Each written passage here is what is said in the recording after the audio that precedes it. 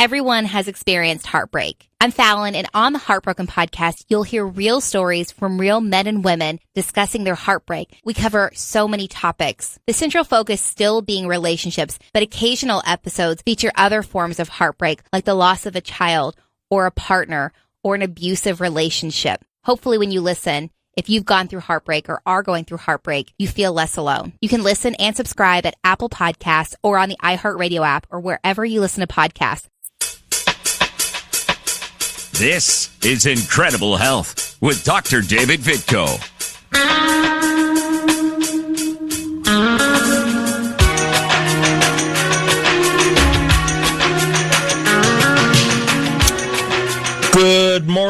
Good morning, my friends. You are listening to Enjoy Incredible Health with me, your host, Dr. David Vitko.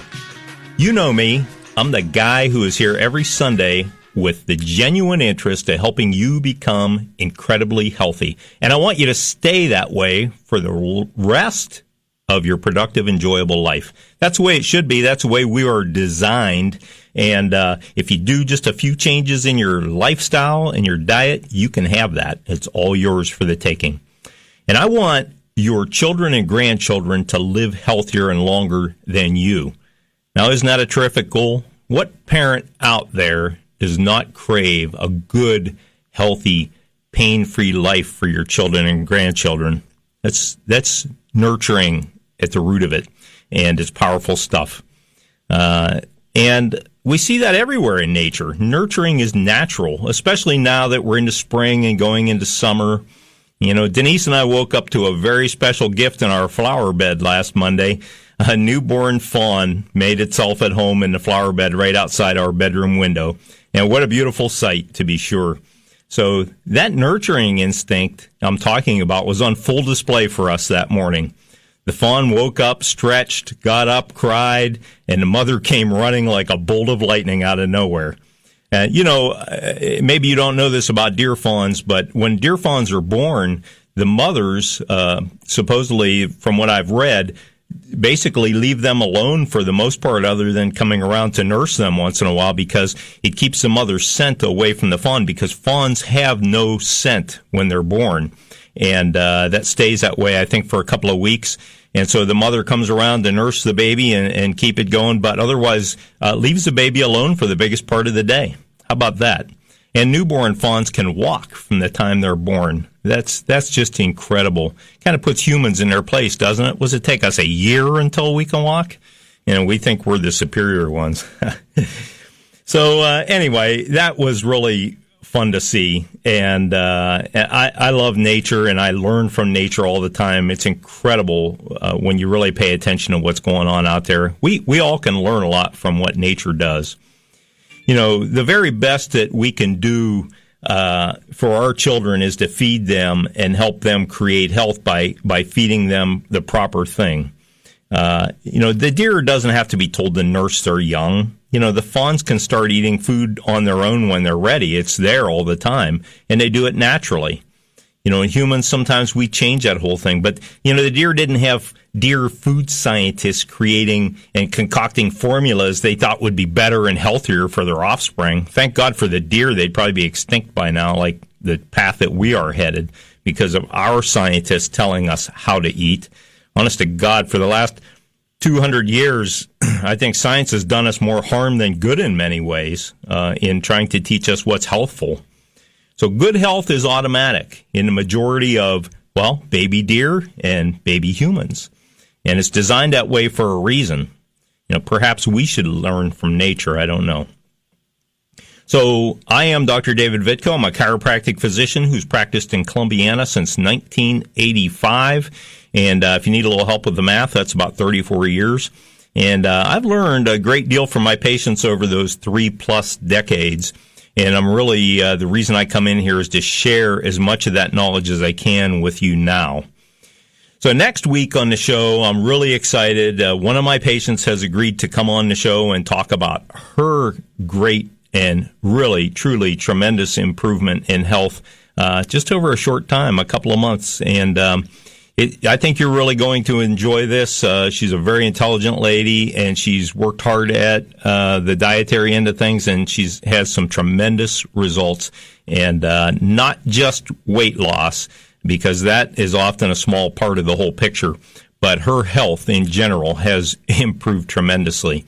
And we'll continue to do that because she understands the correct foods to eat and how powerful that is in the whole health building approach. It just is, it amazes me every day.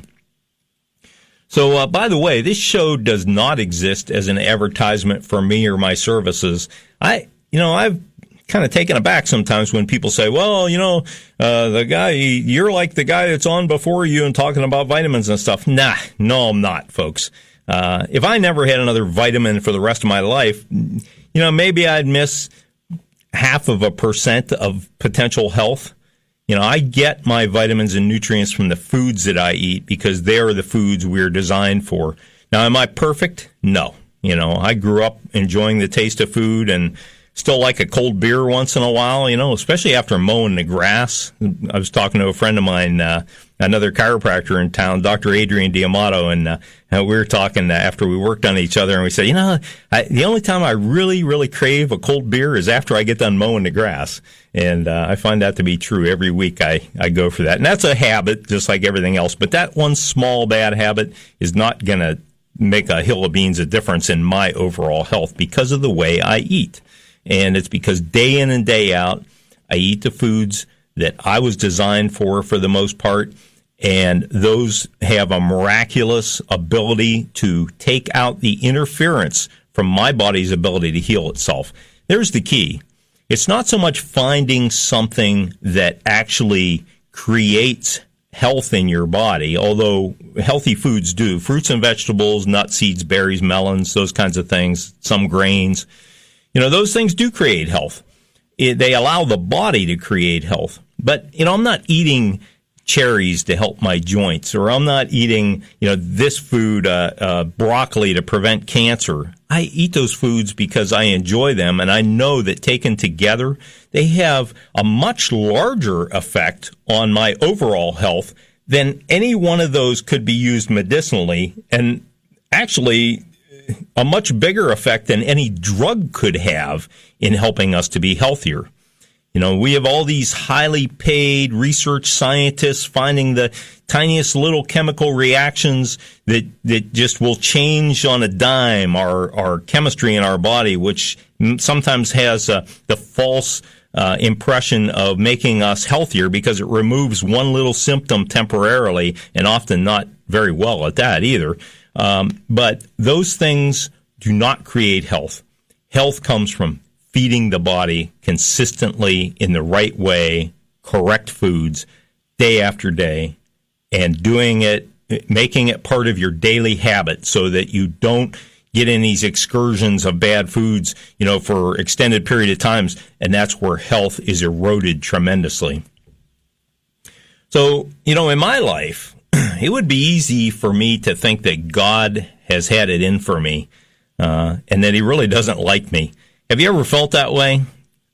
I've suffered with many intensely painful health issues that honestly no one should have to endure, and I'm not feeling sorry for myself. I actually look at this as a gift that has helped me to help other people, because it's helped me to figure these things out, and exactly what fixes these problems actually corrects these problems, the underlying cause, not just covering them up. And in that way, I'm able to share that with you. That's why I'm on the radio, my friends. I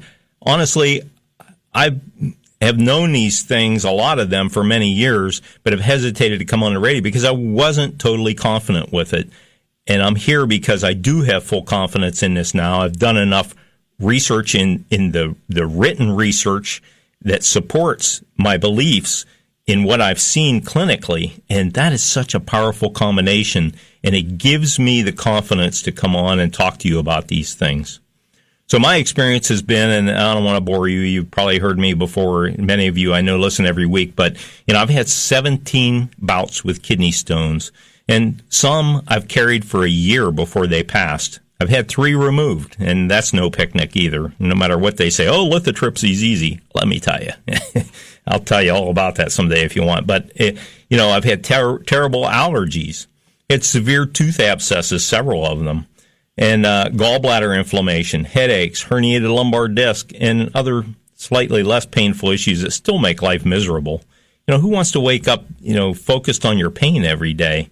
And honestly, I'm to the point now where I don't have that. My day in, day out activities are not regulated by what I feel, by pain or by any kind of physical anomaly at this point. I'm healthier now at 60 than I was at 20. And let me tell you, I did a lot of things to unravel my health at 20, like many 20-year-olds. At 20, you think you're indestructible. And so you tend to live on the edge, not really knowing you're living on the edge. It just seems like life. But you have no clue how close you are to the edge many times. So, truly now, I know that all these illnesses that I had, they were self-inflicted. So I would venture to say that nearly all health issues are self-inflicted. I read articles in the National Institutes of Health that say 80% of cancers, heart disease, and cognitive disorders, even like Alzheimer's, are preventable through diet and lifestyle improvement. And I'll tell you that I believe it's closer to 90 or 95%. I think they're erring on the side of caution. And, that's what scientists do. Well, unless they're promoting a pill or a surgery or something. But the fact is that these experts who live by telling you that these drugs are going to save you, they're going to find the next life-saving drug, all they need is another $1 million or $2 million, they're saying that the vast majority of health issues can be prevented and even cured through good diet, through correct diet and lifestyle. They don't quite know exactly what that correct diet is yet. They are still focusing, trying to figure out the minute chemical things in certain foods that will, be the gold standard for correcting this or that. And I'm telling you, those things do not exist. They never will exist. The gold standard is day in and day out, feeding your body what it needs so that it can create the highest level of health possible. And I'll go to my grave saying this, that there is no drug, no surgery, no special food that will ever come close to comparing to the healing ability of the human body, the natural healing ability that the human body has built into it at birth. Our goal in life should be to figure out how to stoke that, how to release that, how to help that healing ability blossom naturally. It's way more powerful than anything we could ever do from the outside. And I have to laugh at some of these commercials on TV that talk about, rub this lotion on your neck and your double chin goes away and, your bags under your eyes go away and stuff. Those are all giving you the false sense of fixing a problem. They're ways of covering things up. They're Band-Aids, proverbial Band-Aids. They don't really fix anything. If you want to fix things, it takes longer, but it's well worth the effort. And we'll talk about that down the road here. So it's good. I feel good about the fact that now I believe that God does not hate me. And I would say God's wrath would be just slightly more painful than having the FBI, CIA, and Justice Department out to get me. I'm glad that never happened to me because I don't think I'd be strong enough to get through that. But, the fact that I believe God is on our side. I believe that we have God within each of us, and that is part of that innate healing ability. It's a built-in thing. Not saying God is a built-in thing, but it is. If we nurture our body and we help to our body, our health to blossom, I think we can see God a little more clearly within us, within each of us. And I see that in the way I think and my actions. They're much different now than when I was eating whatever I wanted and had this little chip on my shoulder all the time. It's incredible the change that takes place, even psychologically. I think we're missing the chance to help our prisoners in these prisons by not feeding them foods that will help to quell anger and help them to see things more clearly. I do believe that would be a major change. And I know that's been talked about in the past, and for whatever reason, we never get to it. But anyway, that's an aside. So today, I want to talk about two things, and I'm almost halfway through the show, so an hour goes fast. But we're going to talk about two things. I want to discuss some of the most harmful foods that we commonly eat. And I'm just going to list those for you today and go through one. And each week I'm going to try to hit on one and talk about some of the bad things about them. And I'm not here to trash certain foods, so hopefully none of these industries are going to come down and sue me or anything for my opinion on these.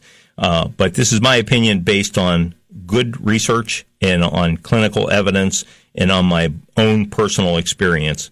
And it's not something that I ate a food and had a bad reaction and I'm telling you, oh, this food's not good for you. That's a anecdotal type of evidence that I hear from patients all the time. I ate this and my kidney stones went away, or I ate that and my tooth pain went away, or I ate this and my skin cleared up. It's not as easy as eating something and you get that change immediately. That's called coincidence. And often I hear these coincidental findings just because their symptom happened to go away on that day. They attribute it to whatever they ate or something. But these are things that I've researched thoroughly and have paid close attention to in the way that I eat. But so here's my short list of what I consider the most harmful foods in my experience, both personal and professional. Meat is number one, including beef, pork, chicken, and too much seafood, and all the concoctions of processed meat that you can think of. Sugar in baking or in general, in my opinion, sugar is very harmful to us, even in small amounts sometimes, and we should be very careful how we use it. Sugar's close cousin, alcohol. And, it's okay. Probably you can get away with having a drink from time to time, but don't believe all these things. Even the government says, 2 drinks a day is going to keep you alive longer. That's baloney, folks. Alcohol has a harmful effect on our body. There may be some halfway decent looking side effects that make them think it's okay, but it's not really. So these other ones, most of them will be pretty obvious. Fast food in general is harmful to us, and we should be very careful with that. If you go to a fast food joint, you need to pay attention to what you buy and put into your body, because every morsel of food, every drop of drink you take has either a positive or negative effect on your health at some point. And so you keep that in mind when you make decisions on what to buy. Cheese. I think we tend to overeat on cheese too much, and it's very high in fat, and cheese is difficult for our body to handle. Fried food, of course. There's plenty of research that shows the bad effects of heating oils and the actual chemical change that takes place in those that produces carcinogens. There's really no doubt in that research. Most canned food, especially with soups, I found that canned soups in particular tend to be very high in sodium, and that can be difficult for our body. That makes us hold water. I could eat soup one evening, and I'll gain 1 to 1.5 pounds by the next morning just in water retention, and most of that's attributed to the sodium. Unneeded supplements. So, when you hear, take this supplement and this will fix this disease and that illness and this symptom, don't believe it, folks. Supplements are not drugs. They can have a drug-like effect, especially a negative effect sometimes on us. So if you're taking a lot of supplements, take a step back and think about what you're doing, because you may be clogging up your liver and your body in general, especially with the fat-soluble vitamins. A, D, E, and K, those vitamins tend to make our liver work a lot harder if we don't really need them. So I got 2 left. Processed food concoctions. These can be disguised as healthy things, even things that are like low fat, and if they're low fat, odds are they're high sugar. But, even things that say, low cholesterol or no cholesterol, be careful with anything that's been processed, comes in a box or, a prepared package. And the last one, I give it its own category because it's so rampant in this country, and that is sodas. Sodas are full of sugar and other chemicals we'll get into in the future. And when you drink those regularly, if you drink one can of soda a day, you have the potential to gain about a pound a week or a pound every 2 weeks. And so, that's powerful stuff because sodas don't fill you up. There's no fiber in it. And so that's one of the reasons that you have to be really careful with sodas. It's too easy to overconsume calories. And really, the best research I've ever read speaks about how the most powerful thing we can do for our health is to eat less than we think we need every day. So if you were here a couple of weeks ago, or was it last week? I forget now. Dr. Merkin was on with me last week. And Dr. Gabe Merkin, which I highly recommend his newsletter. If you go to, I think it's drmerkin.com and sign up for his newsletter. And I'll tell you, the guy's got a wealth of knowledge in there. But, we talked about the need for fiber, and we talked about, over-consuming on calories and things like that. How, these things actually change many things in our digestive tract, clear down in the bowel, in the colon even, and change it in a negative way. And it puts us in a situation where, we're actually trying to struggle just for some semblance of health. And instead of the body being able to keep up on repairs and things like that, and having the right bacterial flora in our, what they call the microbiome in our bowel, the helpful digestive bacteria that helps us digest and absorb nutrients, instead of that, we have unhealthy bacteria in our bowel. And a lot of that happens because of sugar intake, and especially sugar that is not accompanied by high amounts of fiber, which is what you get in fruit and vegetables. When you get that high amount of fiber, it changes the whole picture. Excuse me. And so it's the fiber that makes the whole difference in the health equation. Yes, fruit is high in sugar. It's a natural sugar. I think it's better for us. Dr. Merkin likes to say that your body doesn't know the difference between that and a soda, but it does if there's fiber with it. That's the difference maker. And I thank him for really cluing me in on understanding that whole picture much better. And so, I've always, for a long time, I've known that fruits and vegetables are much better for us. And I knew fiber was a part of it, but why? Well, now we're starting to see the finer details of all that, and it's really powerful stuff. But it's behind the scenes. You don't see it. You don't know, what that is until somebody spells out the details in a way that we can all understand it. And I thank Dr. Merkin for that. So as I went through this list of things, excuse me, as I went through this list of foods that are damaging to us, I want to hone in on the first one. And when we come back after the break, I'm going to talk about how I think meat causes us a lot of problems. Now, I'm not saying that you absolutely have to totally give up meat, but I have, and I'm not saying that I'll never eat it, but odds are that I won't, or at least I'll do it in very small amounts if I ever do. And there's a really good reason for that. And part of it is how I feel now, since I've been away from meat for so long. I honestly have no taste for it. And I see this with my patients all the time. My patients that go through my health restoration program tell me after a couple of weeks, I really don't have a taste for meat. And I think it takes a couple of weeks for that meat craving to go away because you get a whole different feel in your digestive tract. You don't feel stuffed and bloated all the time. So those good feelings are the things that we need to hang on to, and we need to also remember how bad we felt when we eat certain kinds of foods.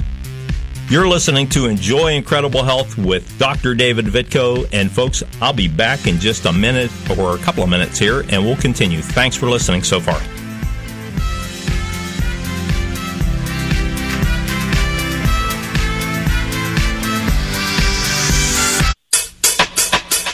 Welcome back to Incredible Health with Dr. David Vitko.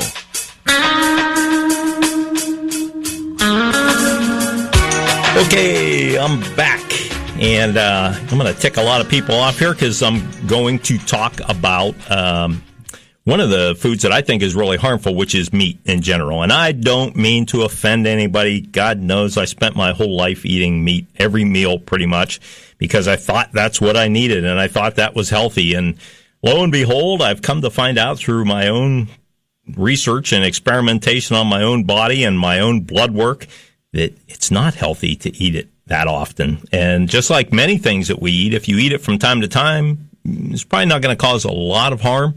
But if you do it every day, 3 times a day, like most Americans do, wow, it's just a constant assault on the body, and the body can never catch up. And we see that especially in the liver. I'm going to go through that in just a minute. So at the top of my list of foods that I think are harmful to us, and this is my opinion based on my research, it's meat. And it is one of those foods that seems natural to eat and somewhat benign because, you don't really connect what you eat today with things that happen in your health 3 or 4 days or weeks down the road. You just don't.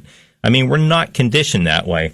When we look at medical research, they like us to think about, okay, you got this symptom, you take this pill, it goes away, and you should get like immediate results. Well, I think people look at disease the same way. Well, I ate this and this disease came on, boom. Well, if that was that connection, it'd be easy for us to draw conclusions and say, okay, yeah, this food causes this, that food causes. That's not the way it works. The way it works is it's a compilation of a buildup of poor energy efficiency and poor chemical reaction efficiencies in our body that accumulate and cause these systems to break down gradually. And that's why it's hard to make the connection between this food and this sickness. Now, the exception to that whole picture is if you eat something with a high bacteria count of some like listeria or something, and within an hour you find yourself hugging the toilet or in the bathroom constantly for the next day, you know that there's a problem there with the food. Now, that's an extreme situation. I'm talking about illness that happens that we build up in our body over a time. It's a stealth illness. Now, science has helped us to take apart this picture and get down to some of the nitty-gritty and understand how some of these poor quality chemical reactions that take place in our body as a result of the foods we eat accumulate to the point where it causes big-time disease. And I'm talking about things like cancer and Alzheimer's and rheumatoid arthritis and diabetes and, all these things that they used to think were not curable and potentially not preventable. And we're part of the natural aging process. And, man, that is so far from the truth. That's got to be one of the worst jokes to ever be perpetrated on the American population and the world's population in general, is to call things diseases of aging. They truly are not diseases of aging. They may be degenerative, but they are self-inflicted degenerative diseases. And I can talk about things like, and I know I'm going to get myself in hot water here with some people, but things like hip degeneration. Now, there are certain things you're born with structural abnormalities of the hip that'll make it wear out faster. But I've talked about this before. Our diet contributes to poor microcirculation, poor circulation of the blood through the capillaries that feed the joints and give the cells in the joints that produce the lubricant to keep our joints lubricated and keep them from wearing early, to reduce the friction in the joints, keep them healthy. If they're not healthy, if those cells that produce these lubricants are not healthy, doesn't it stand to reason that joint's going to wear out faster? If your car, if in the old days when you used to grease your front end and things, you grease the ball joints, they would keep those joints working well. If you didn't grease the joints, they wore out a lot faster. It's really, and I know I'll get in trouble for this, but it's really no different in the human body. It's just more complicated, but it truly is the same thing. So if we eat foods that keep our blood thinner naturally, and I'm not talking about taking aspirin or any of these drugs that thin our blood, supposedly. I'm talking about eating foods that naturally decrease the cholesterol, triglycerides, fibrinogen, homocysteine, all these things in our blood, sticky red blood cells, sticky platelets, red blood cells that don't deform easily. All these things conspire to slow our circulation down, and they all happen because of the way we eat. When we eat lots of fruits and vegetables, and we avoid meats, cheeses, sugars, processed foods, alcohol, not saying you can't do any of those things, but if you severely limit those things, your blood will circulate much more freely. You will deliver more oxygen to the cells, the cells that produce the lubricants in your joints, and those joints will stay healthy much longer. And I don't think you necessarily have to do that from the time you're born, but boy, it would sure be helpful, wouldn't it? You know, it sure would be helpful to do that your entire life. But I've seen people with severe autoimmune disease, you know, things like rheumatoid arthritis, actually turn the corner and turn around and get relief by eating the right foods consistently and being persistent enough to stay with it long enough to give the body a chance to heal. It is powerful, powerful stuff, folks. So we'll go back to meat here. I digressed a little bit, even though it was tied in. But so there are many reasons I think that eating meat regularly is harmful. First, it slows down our digestion. Meat takes longer to digest, and so the average meat-based meal will likely spend 2 to 3 days in your bowel, fermenting, or if you prefer to think of it in simple terms, rotting. That's why folks who eat meat have really foul-smelling gas. Sorry to have to say that, but we need to get down to and be realistic here, and usually lots of it. There are chemicals that occur during meat digestion that are harmful, especially when the meat is charred, you know, or processed in some way. You know, like on a grill or deep fried in oil at high temperatures, that alters the chemical nature of the meat and causes it to resist digestion in a lot of ways, or causes it to form chemicals that interfere with our health within the bowel itself. So the mere feature of taking longer to digest meat is enough in many ways that should turn us all away. And when you eat a high fruit and vegetable diet, yeah, you have a little more gas for a while, but that bloating that comes with rotting of meat in the bowel goes away. It's just different. And the bad gas goes away. It's incredible stuff. So physiologically, I believe humans really are not designed to use meat on a regular and consistent basis. You know, we can use it, but it's terribly inefficient to digest. And the human body and every living creature is all about efficiency. Everything in the universe is all about efficiency.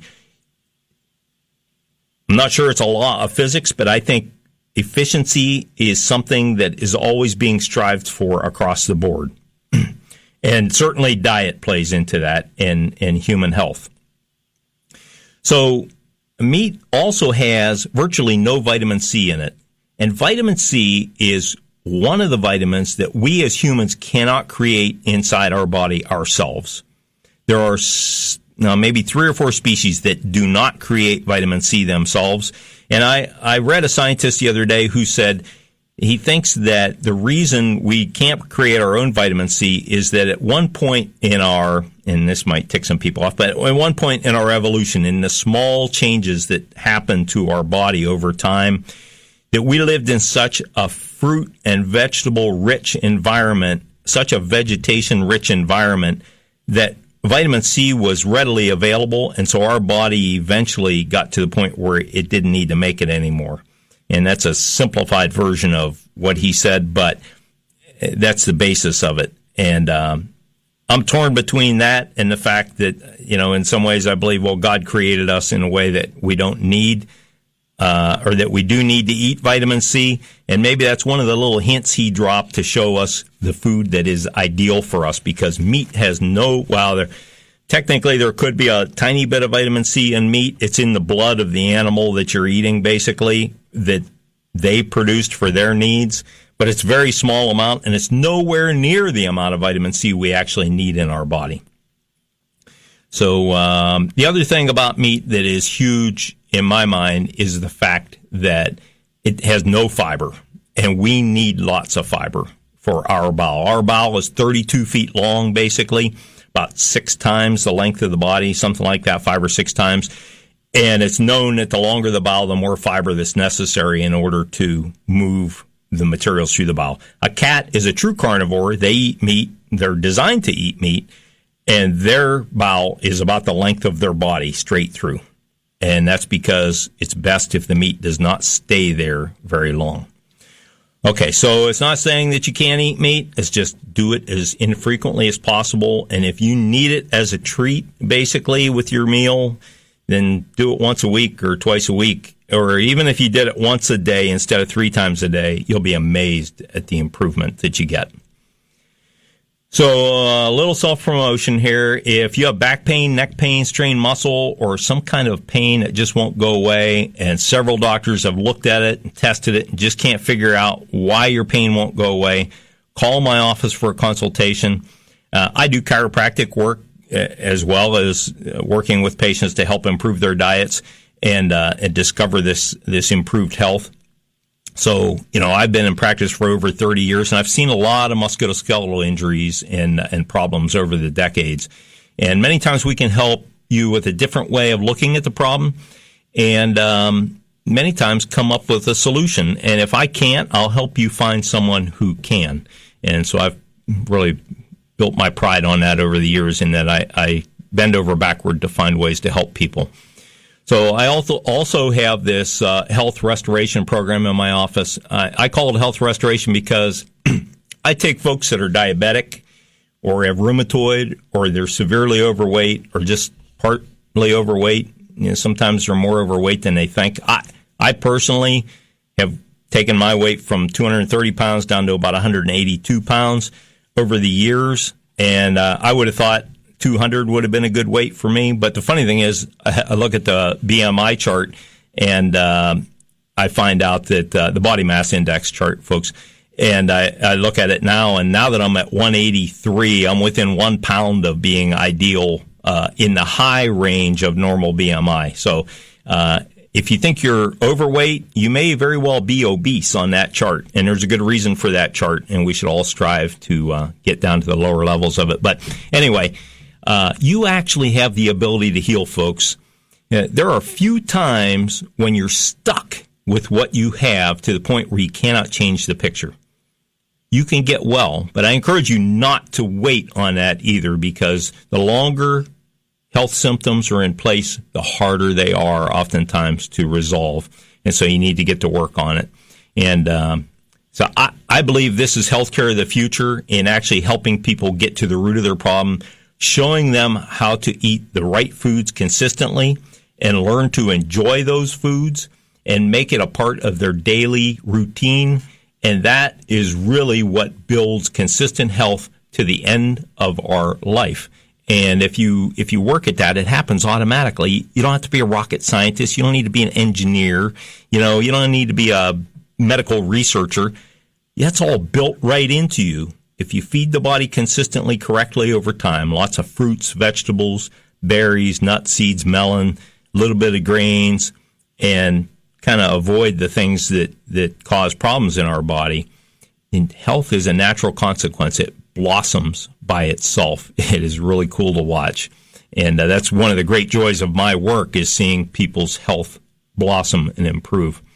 So if this sounds interesting to you, call Denise at 482-9550. That's 330-482-9550. And she'll set you up an appointment to come in. You can consult with me for the health restoration program. That's to help you improve your diet, help you lose weight, help you actually improve all the blood factors, maybe even help you get off medication with your doctor's blessing. I work with local doctors. When my patients have a certain health issue, we always work through their doctor and get them to the point where the doctor says, yeah, I don't think you need this medication anymore. What a great moment. And that helps teach the doctors what's possible, too.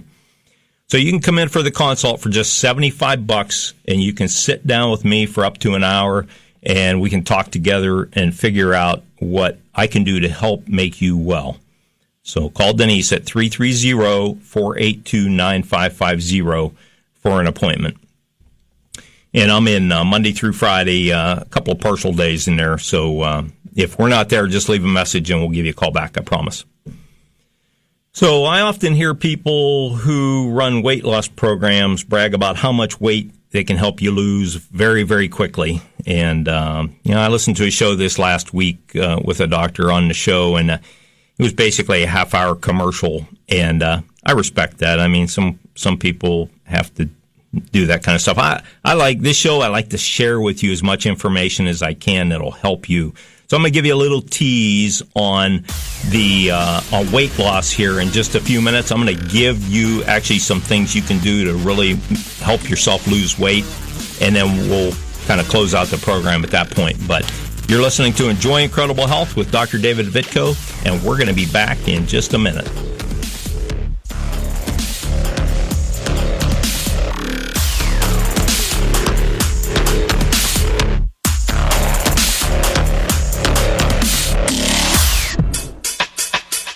Welcome back to Incredible Health with Dr. David Vitko.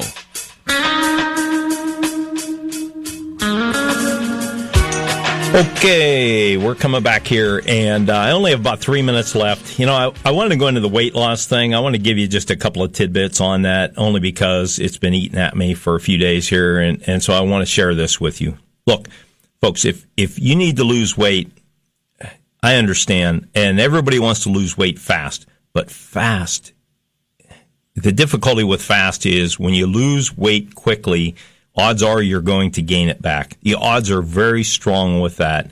And that's because to lose weight fast, you have to do a crash diet. You've got to be like 500 calories, 600 calories a day to really lose weight fast. I prefer the anywhere from 900 to 1,200 calorie range, and you lose basically a pound to 2 pounds a week if you follow the recommendations. And I also prefer that people learn to choose the right foods on their own.